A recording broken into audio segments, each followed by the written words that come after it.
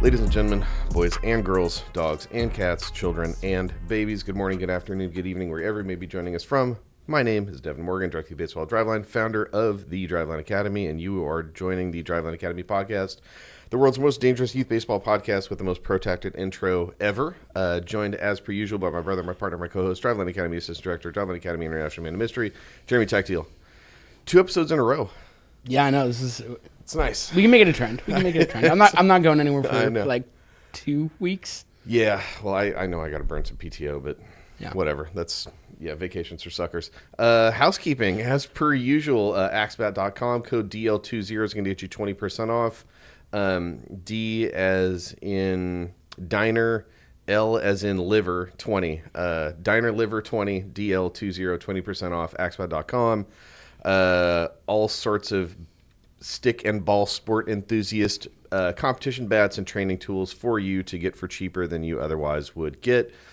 Skills at Scale, the complete youth baseball training manual, is right up there. We have sold 500 plus copies at this point, so shout out to you guys that have bought the thing. I've already started to get some success stories of people who are saying good things about, they got the book early in the December-January period, so they've been able to implement into their practice schedules or whatever they're doing for team training or for season stuff, which is really gas to hear. And if you are not one of those people, do not fret. It's not too late. You have not missed the boat.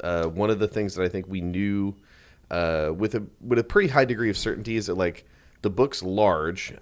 Some people are just going to jump into a specific chapter and maybe ignore some other stuff initially. So if you're like, hey, it's the end of March and I need some help, but I don't want to like ingest this academic tome. Yep. It's not that. You can buy it and jump into it at any point in time. And even if you didn't want to do that, I would offer that, like, the example 6-week practice schedules, the dynamic warm-up library, the LTAD library, all the videos on the drill side, hitting and throwing, and all the games in practice that you could just implement without probably reading anything. Yeah. You can go get that Skills at Scale Complete Youth Baseball Training Manual at drivelinebaseball.com. And in addition, I actually need to get them for in here, but the Youth Underload Smash Bat and the Youth Power Training Bats. We got to display them behind us. Yeah, are flying off the proverbial shelves, which is really, really great. That's why they're not behind us. Yeah, that's literally... They were on that shelf. Yeah. They flew off. It's literally why they're not behind us, is we can't keep inventory in stock because you guys keep buying them, so thank you for doing that. I really just think that, like, it's either the best $79 or $99 you can spend for youth hitting training. No question. On the market today, so those are also available at drivelinebaseball.com. I think that's it. I know we've teased a thing. We've teased this imminent new training product that we have, and if you listen to the last episode where we talked, where you and I were on here last week, we said that, like, the next time we're going to do that, we're going to push that back just a tiny bit. Yep. So this is mostly aimed. We recorded it. We're just, we're sitting on it for a couple weeks. Yeah. This disclaimer is mostly to my brother-in-law, who was like, the way that you guys have been teasing this new thing, like, he doesn't play. He doesn't have a kid that plays. And he's like, I want to know what's going on. So we actually had that conversation this weekend. So we'll get to that. We'll get to that later. If you email into CR, they may give you a sneak preview.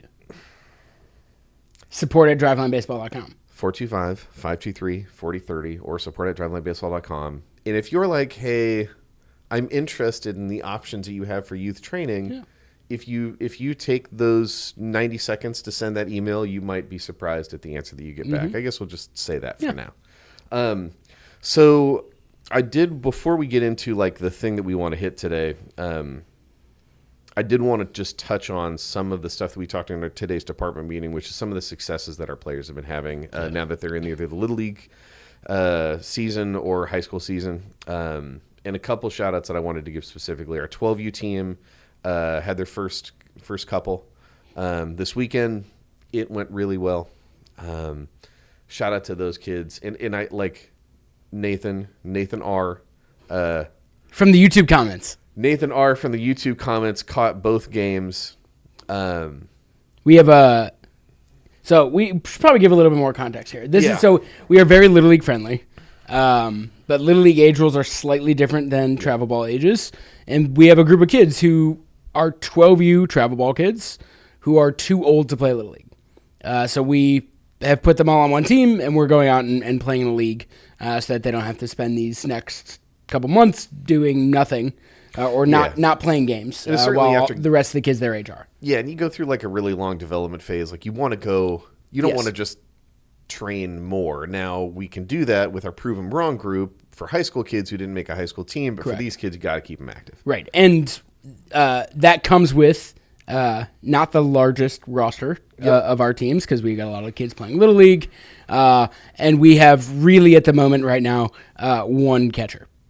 Yes, and Nathan, who was probably one of the most consistent kids at the catching clinics that we ran in this off season, just balled out. Yeah, brick wall behind the plate. It was awesome to watch. And it's one of those things that I think everybody that's seen youth 14 and under baseball will attest to. Having a competent catcher is about the biggest unlock that you could possibly have. And the inverse is also true. Yep. Which is, just it's why it's so necessary. And again, paid shill, but it's why there's a whole chapter on catching development in the Skills to Scale book, because it's one of those things, man. There are those fundamental positions on the field where if you don't have competent pitching, catching, or shortstop, it can get really ugly really fast. Yeah, and I would throw first base in there too. Oh, I'm sorry. Yes, I was going to say that too. Yeah, because that can get really ugly if you're fielding balls cleanly and throwing them, and they're not caught at first. But the catching thing is, really accentuated when you've got pitchers with velo and stuff. Yeah, because it makes it even harder to be able to do that. Yeah. So shout out to Nathan. Shout out to that group of kids who went out and did the thing this last week, and that was pretty great. I had fun being in the dugout with you guys. You guys were awesome. Yeah. Thaddeus on our 18U is doing very well in high school baseball. I believe they refer to it as raking. Kind of raking a little bit. Thaddy doing Thaddy things. Posted the first bomb that he hit of the year. So you can find on our socials at Driveline Youth. You can find that. And Thaddy's just one of those kids, man, that like I think I'm really excited to tell like the long tail story about him, because when he came to us, he was just I think he's like a lot of our kids, a little smaller, highly athletic, and just needs a system of development. Yeah. And I'm I guess I'm not ashamed to like publicly pat myself on the back or pat ourselves on the back for being able to put kids like that in an environment where they can really get very close to the truth of how good they can be. And Thaddy's already committed to a college. And I think the way that he is continuing to play this year, it might open up some new doors for him. I mean, who knows? But, getting that kid a chance to go play college baseball in and of itself, I think it's just one of those things that like I'm really proud of the work that kid's put in. Oh, 100%. Because I mean, you want to talk about somebody who focus and diligence in the way that he works, man. Thaddy's doing Thaddy things. Mm-hmm. Your team in high school ball is kind of doing the thing. I think you have, let me think about this, 2 pitchers who have gone about 18 2/3 with 30 punchies? Am I doing that math right? You are doing that math right. That ain't bad. That ain't bad.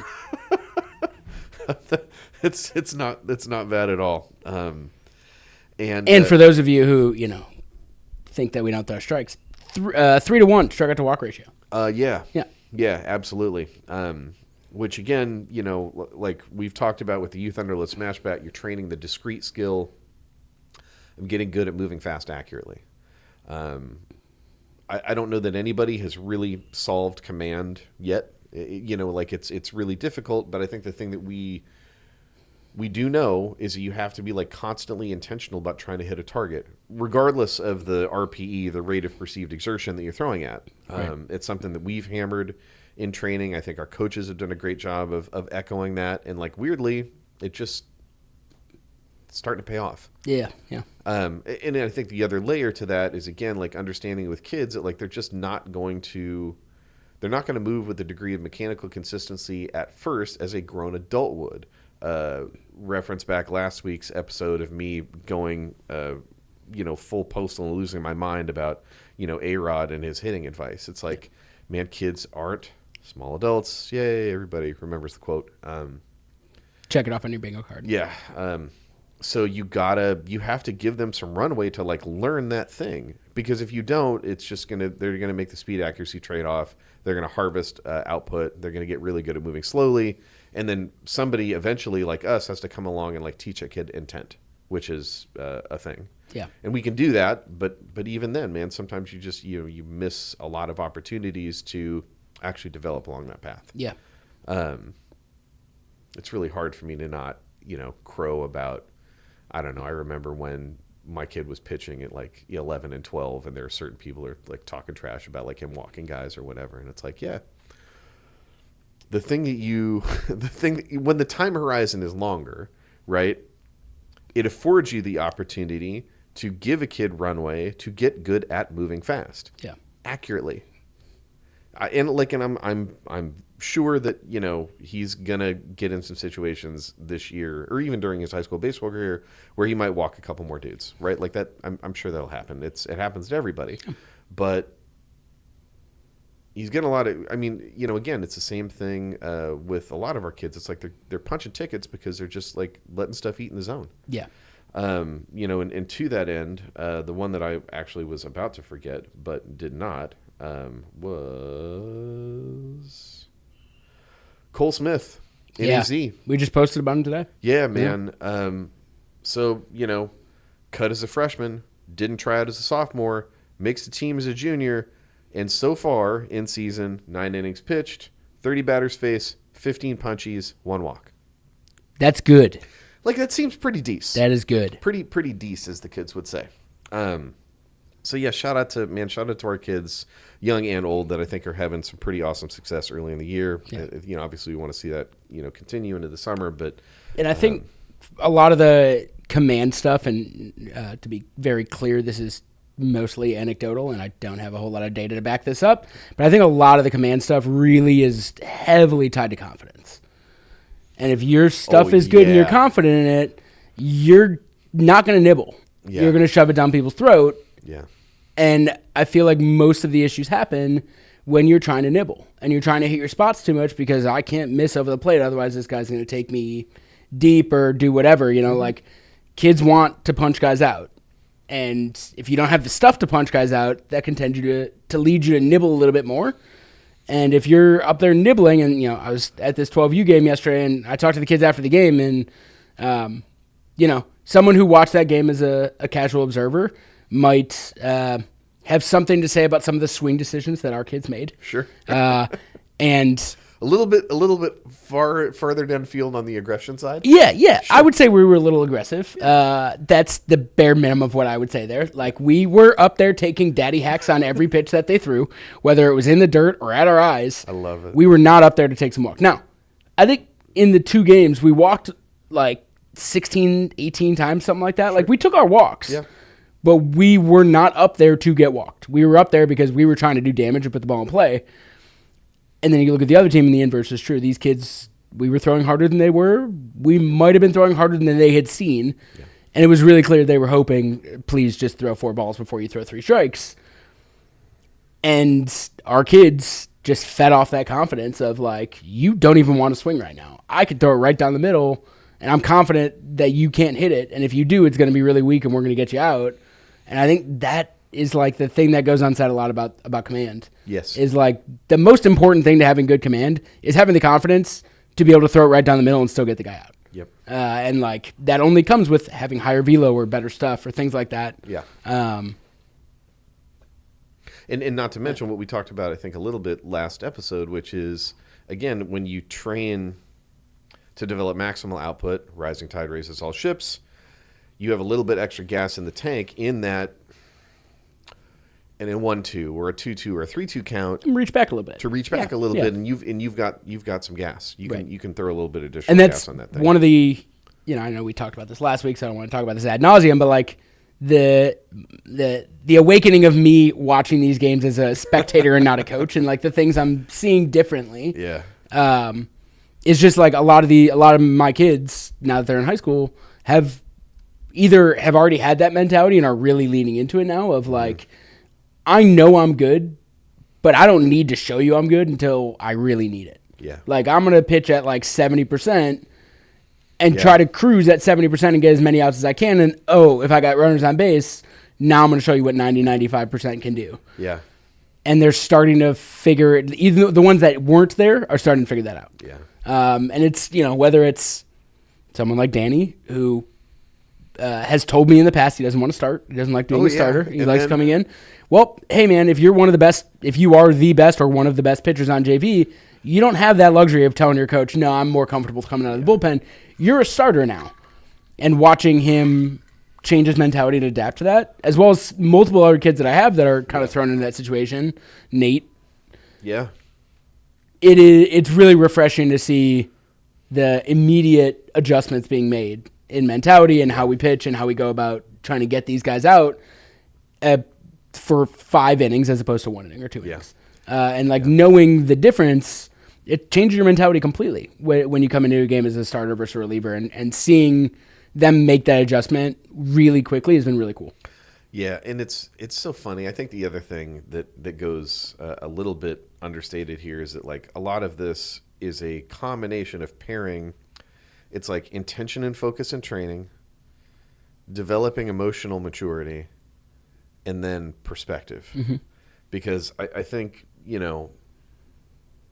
Danny, I think at some point last year was just like, well, I just want to be like the closing guy. Like, I feel like there's too much pressure when I decide that I have to start. Mm-hmm. Which was nothing other than pressure that he put on himself.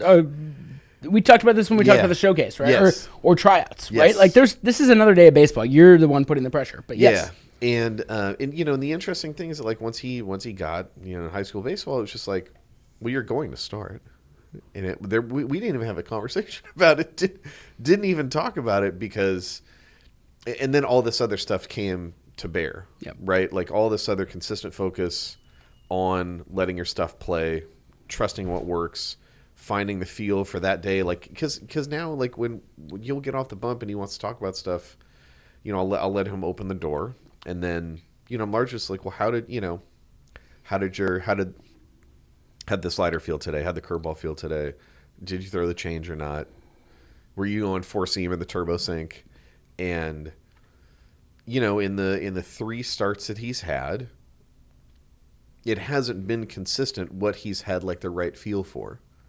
But there's always something, he's got a couple, he's making the adjustment and getting the outs. Yeah, and he's just learning, and and it's like so now we get a chance to like have that extra conversation about like, well, maybe if the slider isn't there in the first inning, you gotta trust and you gotta keep going to it, because you can't just like close that door off. It's like I was watching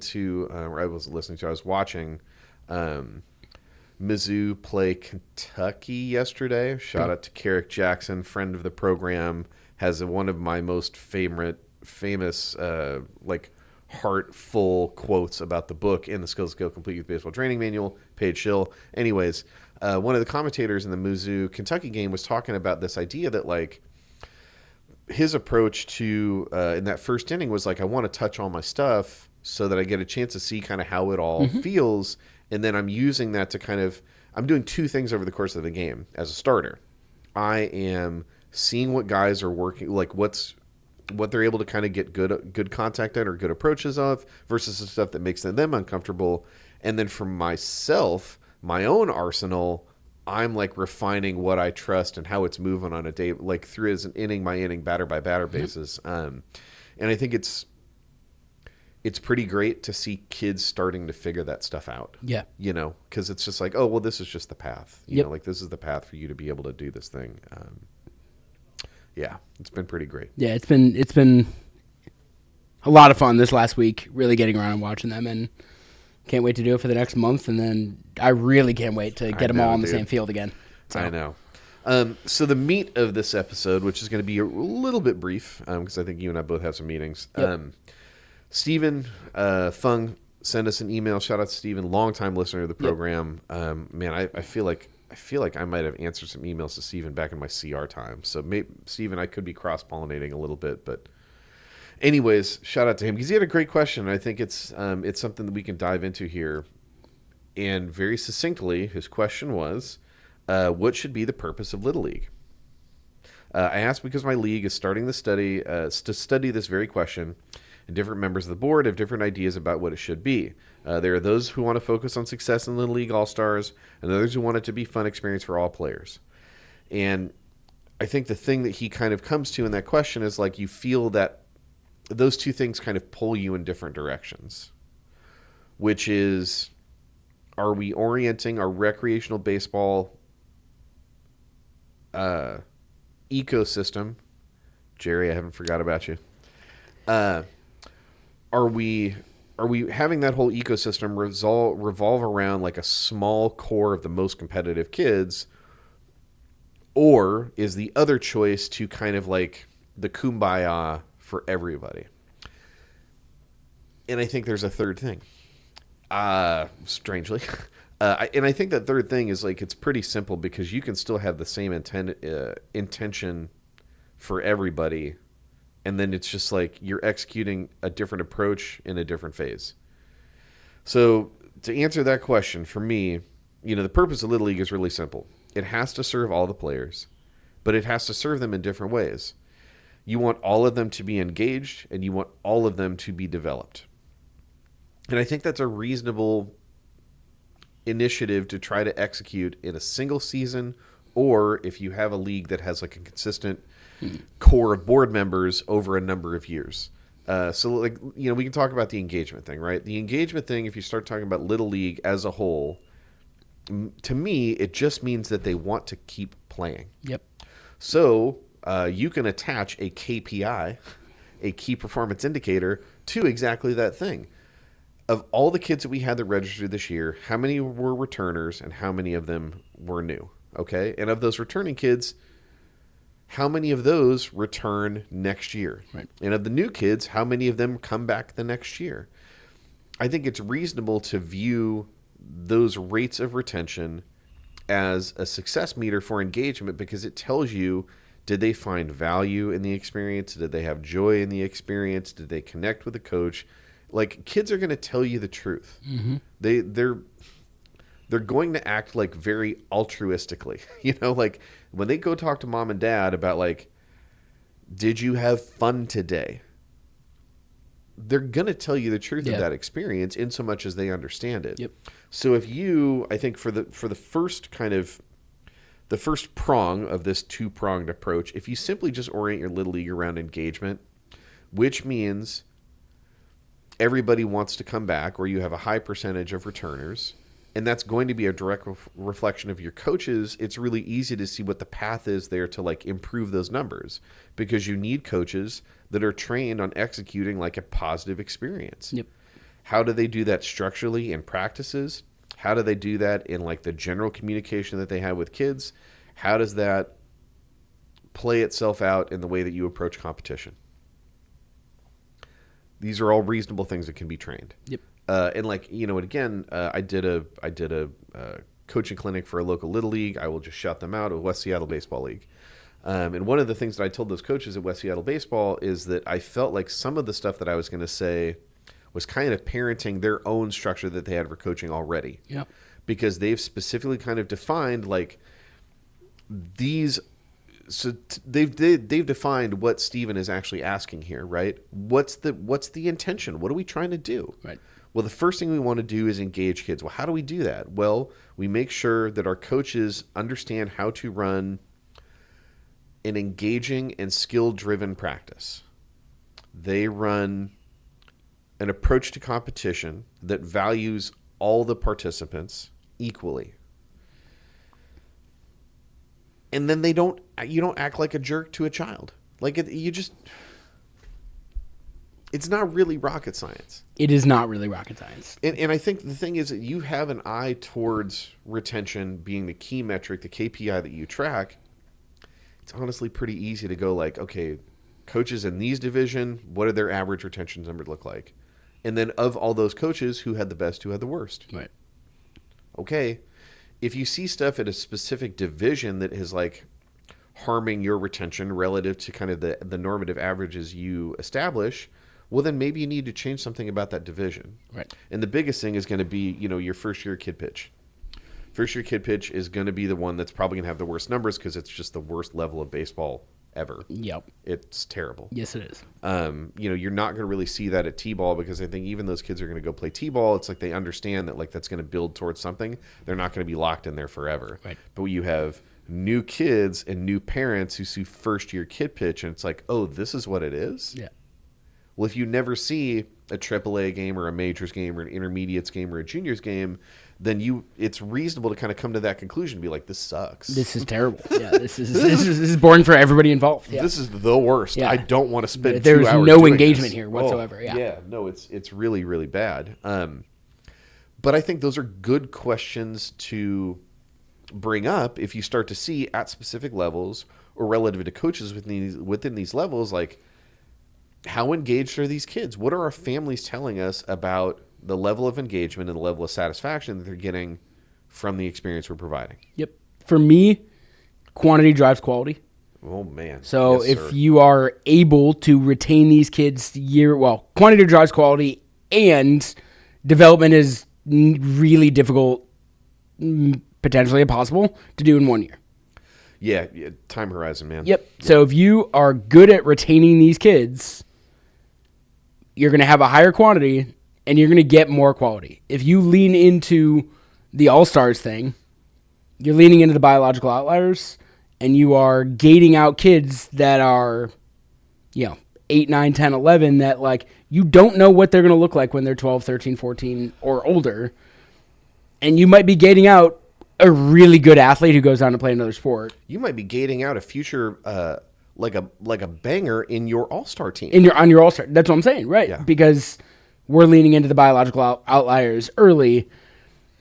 I would really caution any Little League who's trying to, their number one goal is to have Little League all-star success. If that is the end result of doing a bunch of other things well, if that is like the main thing that you are focused on doing well, you are going to leave a lot behind when you actually, and like it's going to be really hard to be successful and have a really good Little League All-Stars team if you're not retaining kids, having a large pool to pull from, and seeing that year-over-year development of kids. Yeah, like, and I'm sitting here just trying to think through the all-star driven approach. Mm-hmm. And I'm trying to think in my own head. I'm trying to like devil's advocate and think about how that makes sense. Because at best, if you have like a 9s or like a 10-year-old all-star team, 11 and a majors, that's 39 kids. Like, I mean, You're building a program for those kids and leaving everybody else behind. Yep, and I understand I also understand intimately how this looks nowadays, which is you have kids that are playing travel and select ball who have other means of playing games, Yep. and they have other means of training or development to one degree or another, and the only reason that they play Little League ball is because they're seeding themselves for the future all-star team. Right. And look, my child was in that boat. Like in that boat definitively. Like, he was on a select team. We are Little League friendly. Right. We put a lot of kids in that boat. Right, absolutely. And it's not to say that you shouldn't. I'm not trying to say you shouldn't do that. Because again, I think my son was just proud to be a long-term member of a Little League org because he started, at T-ball, and then you play your way up into the 10s All-Stars and the 11 All-Stars and then finally Majors All-Stars. Yeah. Like that was a thing that I think was a sense of pride for him to like have that.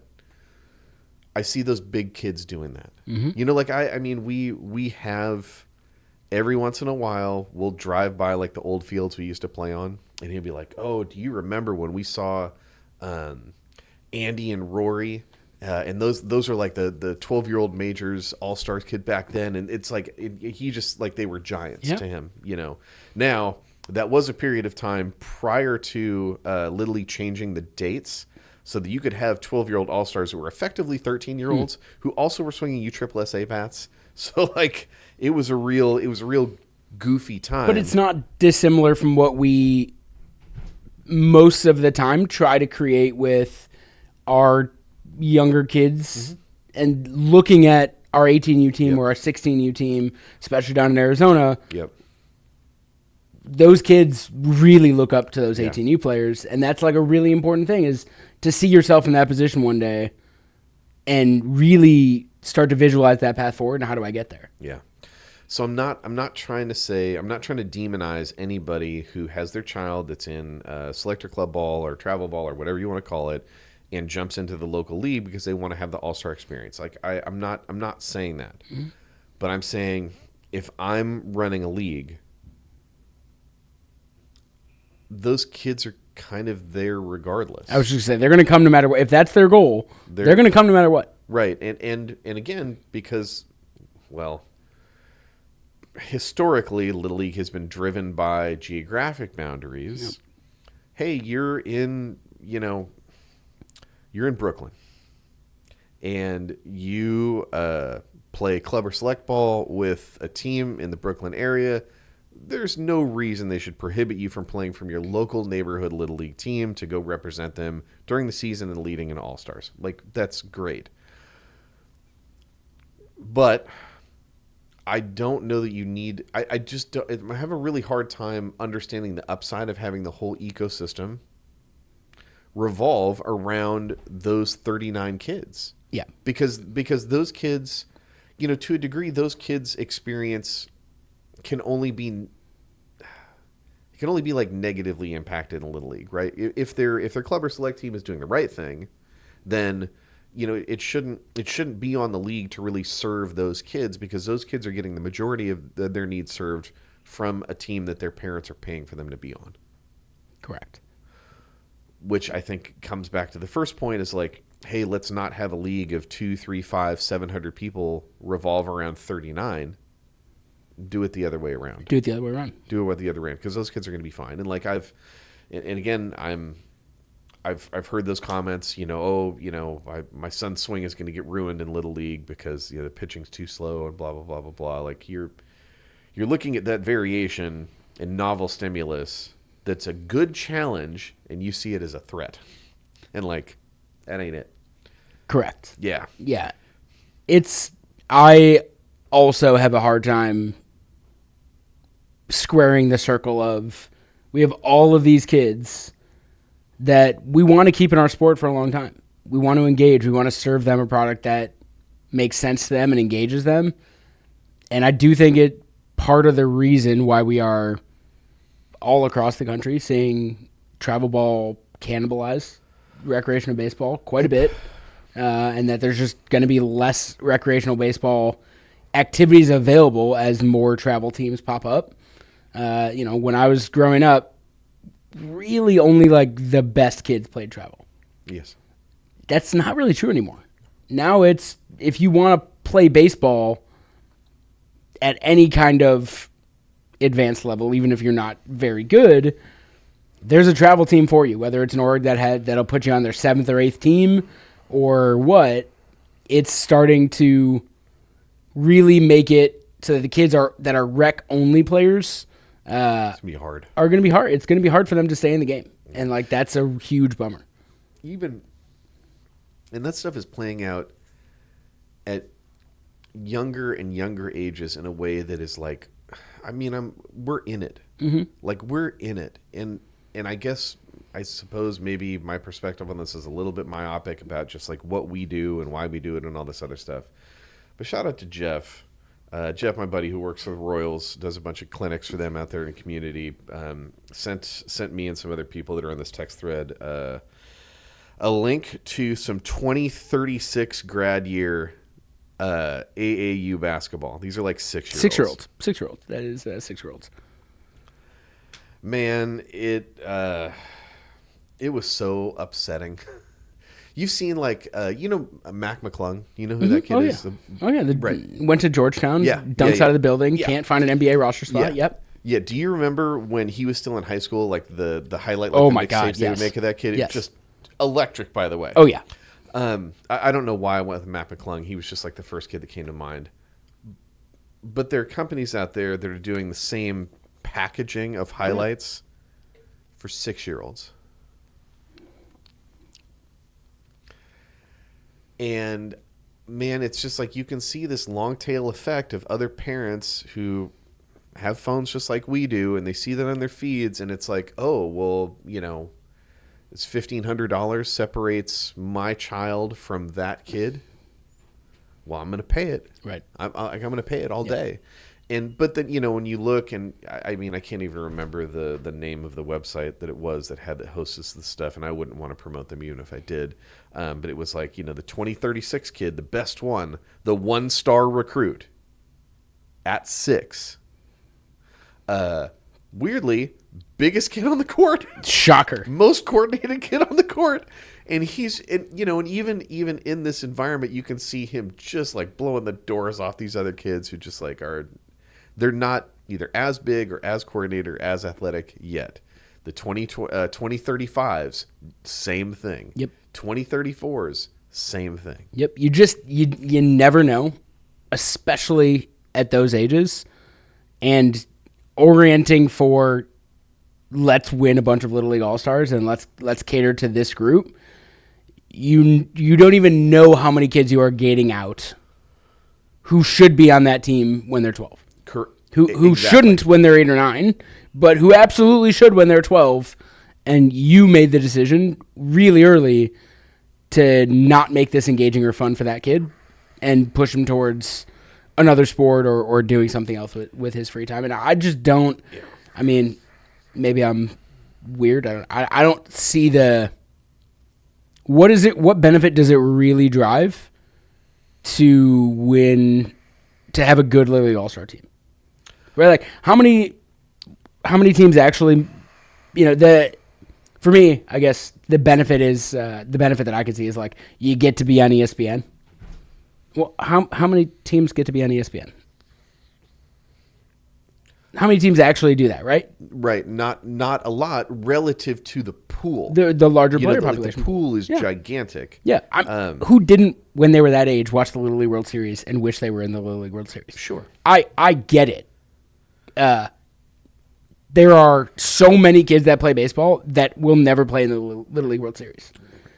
And also, all you need to do is take a look at the ratio, the percentage of players who played in the Little League World Series who go on to play professional baseball. Yeah.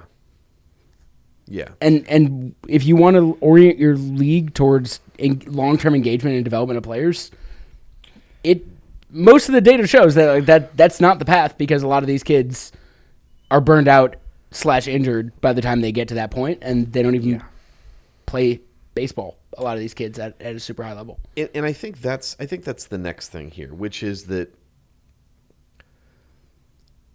orienting your league for the success of your All-Star program probably only gains you the ability to like crow about it to a select number of parents who are probably already paying for their kid to be in a club or select ball program anyways. Right. And also like, within your district Little League organizers, like who and the point being that if you orient for those 39 kids and those 78 parents or whatever, right? Yes, those people can go out and evangelize for your program, but there's another like 600 parents over here that could do the same thing. Right. And the thing that I want to tie that into is, again, engagement is where it starts, but skill is where it finishes. And I think you can draw a direct path between the relationship that your Little League team should have, or your Little League organization should have, to your local high school team. Yes. And to your local high school program. Yep. And see with clear eyes what that looks like. Yep. And like I remember taking my kids down to watch JV and varsity high school baseball games when they were super teeny and seeing like, okay, this is where it needs to get to. And then the reality is that I'm trying to think of how I can say this tactfully. I've seen a lot of JV baseball this year. You have too. And there are an unfortunate number of kids that are playing JV baseball that that they have some of it. You know, like they didn't get cut. They have some of it. And but they lack a lot. well, and to your point, last week I think, maybe the week before, we talked about the JV coach has to love baseball. Yeah, 100%. So do these kids. 100%. If you're going to play and you lack skill, and you're one of the bottom half of the JV roster, you're playing because you love the sport. Yes. And like these are kids that love the sport, that want to continue playing, that didn't get the development they needed when they were at a young age for whatever the reason might be. Yes, and it's really, man, watching JV baseball this year, you can see the way that kids were coached in the past and the skill successes and failures that your JV coach is being presented with. Right. And again, it plays out it's the same stuff we just talked about at the beginning of this episode, right? When you don't have kids who can competently play high leverage positions on the field, the effectiveness of the whole team is mitigated. Yeah. And then when you see that and like, okay, well, did you get an opportunity to play first or play short or catch when you were younger? Right. Well, I mean, a lot of times I think the deficiencies that you see in these kids that are JV baseball players are a result of time. No question. Yeah. Right? It's just you didn't get a chance to compound interest on experience at that position when you were younger because somebody just pigeonholed you. But then eventually you're going to need to make a team, and like your JV coach just needs players, and they need like baseline competence. But if you don't have like a 40 grade option and you're left, just trying to plug in like 30s and 20s. You need bodies. Yeah. Yeah, you need a certain amount of bodies. And I think maybe that's what will come full circle around here to your answer, Steven, is I have watched a decent amount of high school baseball. I've talked to a lot of high schoolers. You know what I never hear from any of them? About talking about what they did at Little League All-Stars. Right. They don't care about that as soon as they are out of Little League. Yes. As soon as they are 13, 14, like, they just don't care anymore. Now it's all about high school. So your Little League, and I know it's sometimes hard to, see the forest through the trees, and right in front of you is Little League. And, depending on the age of your kid, 8, 9, 10, 11, 12, the Little League World Series and like that Little League All-Stars. That's what is right in front of you. That's not your ultimate goal. That's not your end goal. It is way better for your community to have a really killer high school baseball program because you develop it at the young ages. That's going to trickle down. Yep. Those kids that are 10, 11, 12 are going to see the really killer high school baseball program that is in their area, and they're going to know, hey, I got to be a pretty good baseball player if I want to play high school baseball. Yep. And they're going to everything that entails. And everything that entails. And they're going to have a little bit more buy-in when they're at that younger age. And I'll, look, man, I'll draw a really direct line between, again, this idea of pairing engagement with skill development. Right. Because that's the path. And again, I think the conclusion we're coming to is that like Little Leagues just need to serve the whole, not the few. Yep. They really, really do. That's where your leverage is.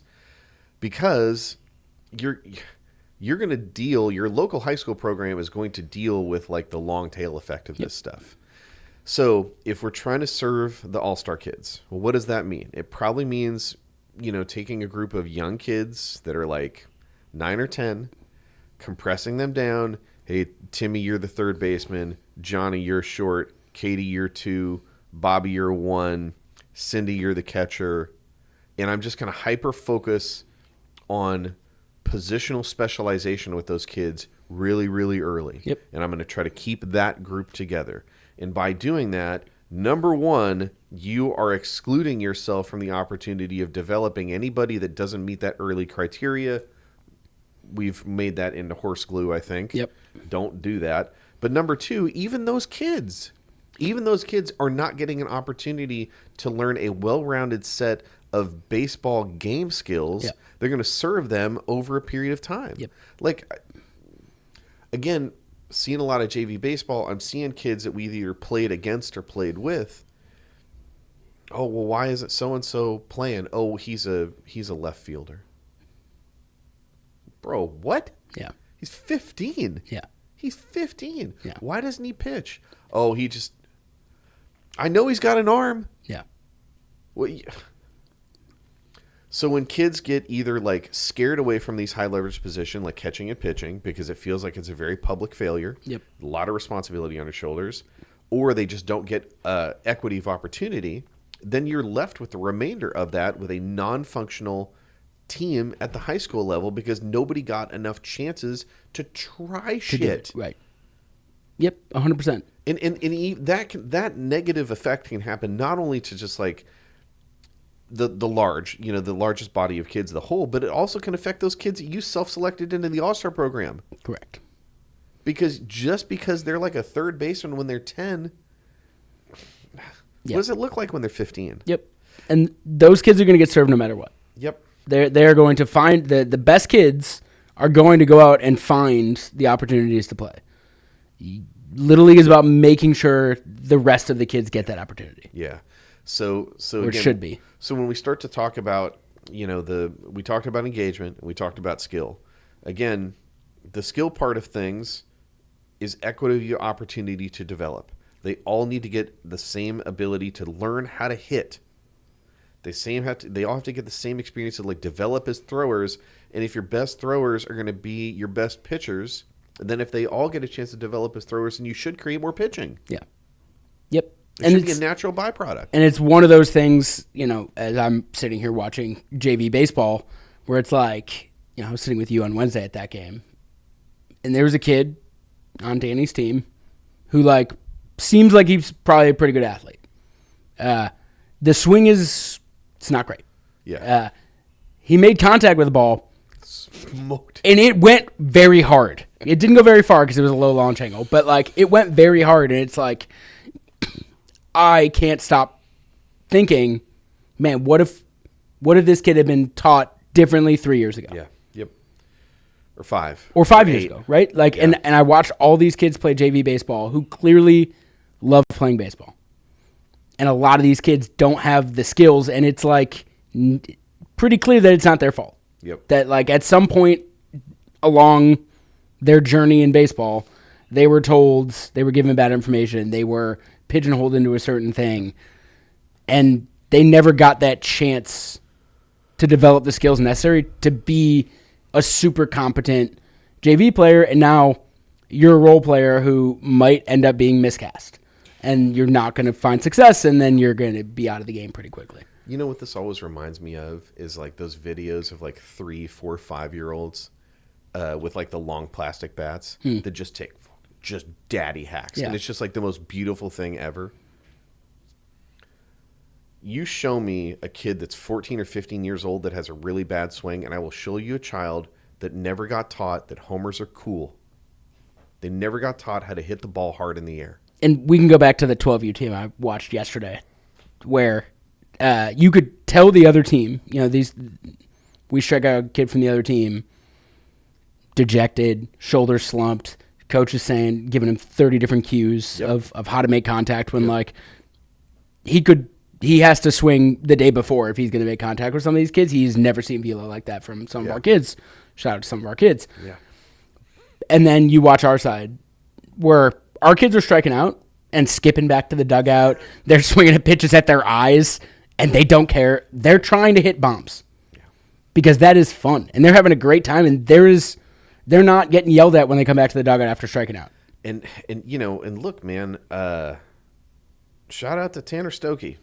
As always. As always. I actually should have told Tanner when he popped in here and asked what we were going to record about that I was going to reference something he posted about. But Tanner had this great thing about this idea that like intention dictates action. And it's real, man. Mm-hmm. Like it's just, you can give these kids the ability to give them the freedom that like it's okay. It's okay to do what Ted Williams told you that you should be doing 70 years ago. Yep. Hit the ball hard in the air. And if you do that, the mechanics are going to resolve and revolve around solving that problem, and then they look a specific way. Yep. But when you have these kids who, and again, I think this comes back to the engagement point, right? If you have coaches who are living and dying by wins in your rec baseball league that don't matter to anyone other than them, it makes sense to have this contact first oriented approach because it stresses the thing that is like the least developed, which is defensive competency to like play baseball in children. Correct. Right? So then the swing mechanics revolve around game theory optimal to win, but then you're just like, you're going to carry them around. It's like a flipping albatross on your back. Yep. So the skill thing, again, like the equity of the opportunity to make this like actionable, have your teams, all your teams play reverse home run derby. Show them that they can hit home runs. Show them the swing mechanics are going to result in home runs, and let them practice that over and over and over and over and over. Yep. It's going to be fun. They're going to get better, and then the skill development is going to revolve around a thing that actually plays not only now, but as the field gets bigger. Yep. Because the opposite is not true. Like you can't. I've been saying this over and over and over. But I didn't have a kid in high school baseball. Ground balls get turned into outs. Liners generally don't. So, yes, that old thing of like a fly ball only needs to be caught. A ground ball needs to get caught, thrown, and caught again. Yet you're 100% true, but like watch a decently competitive JV baseball team. I'm not talking about your varsities that are like out there and like a really well-seasoned 17 to 18-year-old kids. Competent JV teams turn ground balls into outs. Mm-hmm. Well, and, a couple of the things that as I'm hanging out in the dugout with a bunch of 12-year-olds that you hear that it just like warms my heart. And it's like, God, these are a bunch of little nerds and it's my fault and I love it. Is like, shout out Gavin, leadoff hitter. He had a hell of a day yesterday. Smokes a ground ball directly at the shortstop, and he can't field it. Yeah, we've seen it, right? Yeah. He cannot field it because he hit the ball too hard. And the kids in the dugout are, did you see that exit velo? He had to have hit that ball 70 at least. Shout out Connor, hit an absolute nuke. We're going to work on sliding because you got a mild concussion because you might have face planted a little bit during your slide. Happens to the best. It happens to the best of us. You were sliding into third on that face plant because you hit a rocket over the left fielder's head, to which all of your teammates in the dugout were trying to guess what launch angle you hit it at. Yeah. And like, man, if he had hit, that was probably like 30. If he had hit that at 25, do you think that he would have gotten a home run, right? Like, and it's just listening to the stuff in the dugout. It's like, they get it. They understand on a level that like a lot of high school kids don't even understand. And let's get really fine here. So there was a video that was going around last week. Bob Rotella, who's like a golf performance coach. Great video. I think it's on my social. It might be on the Academy social. I think I posted it on our Academy Slack. It's talking about like, don't be a nerd. And what he was saying is, that it's like, in golf, and I think this is true in baseball too, you can get really specific about things like launch angle and exit velocity. Yep. The difference is, and what you're pointing out is like these kids, the kids in the dugout are talking about this stuff. Right. So we can exist in that space when it's not time to compete. When we're competing, the intention drives the action. So you can have both. You can have an analytical approach to the game where you understand your performance, understand your teammates' performance in those terms. But when it's time to compete, we just compete. But the understanding on a higher level of like, okay, that must have been 70 miles an hour exit velo for him to not be able to field that. They understand that the harder you hit the ball, the harder that is to field it. That's a good thing. Yeah. They're all going to try to hit the ball hard. Yeah. Right? There is no, he just struck out swinging, trying to hit that ball 70. Right. Who cares? They know this is a clear example of why we all want to hit it as hard as Connor or as hard as Gavin. Right. The launch angle thing, they're literally talking about swing path adjustments in the dugout. They may not know it, but like, wow, if he had hit that ball at 5 degrees less, at 25 instead of 30, that ball might still be going. Yeah. They have an understanding that a lot of people do not have, much older people, of like, hey, if I adjusted my swing path a little bit there, just a little bit down on the angle, that ball is going to fly even farther. Ball flight targets. Yeah. Okay. I got to go get in this meeting. Real quick before we end, I did want to shout out Jordan Burroughs, Olympic gold medalist, was doing commentary for the Natty Wrestling Championships this weekend. He was posting on his socials. He has a great quote. Said, if your kid wrestles, chances are someday they'll find themselves in a dark corner of the arena with their heads buried in their hands, devastated from defeat. May we all remember the humanity of the competitors this weekend and choose compassion. Mm-hmm. And I guess that's just the only other thing that I would layer on to Steven's question about all of this stuff. Yep. About engagement, about skill development, about how to treat children. Have some compassion. Yep. Right? Just have some compassion. And if you do that, I think you're going to see positive effects to all three of those things. 100%. You're going to see greater engagement and greater retention because you approach this thing with a sense of positivity and compassion. You're going to see greater results in terms of skill development. Because when they do fail, which is inevitable, you're not the one to criminalize that failure and have them pull back. Yep. So I think that's how, if I could snap my fingers, I would have all of Little League International revolve around that. Agreed. Hopefully we answered your question, Stephen. Yeah. I would like to think that the people that are in charge of Little League International could create curriculum to equip the leagues to answer these questions with structure so they don't have to ask us. But it's another podcast for another time. We got a book for him, though. Yeah, I got a book for you, though. I got free stuff for you, too. DriveLineBaseball.com, free stuff, paid stuff. We got all that stuff. Next week, I don't know what we'll talk about. We'll catch you guys next time.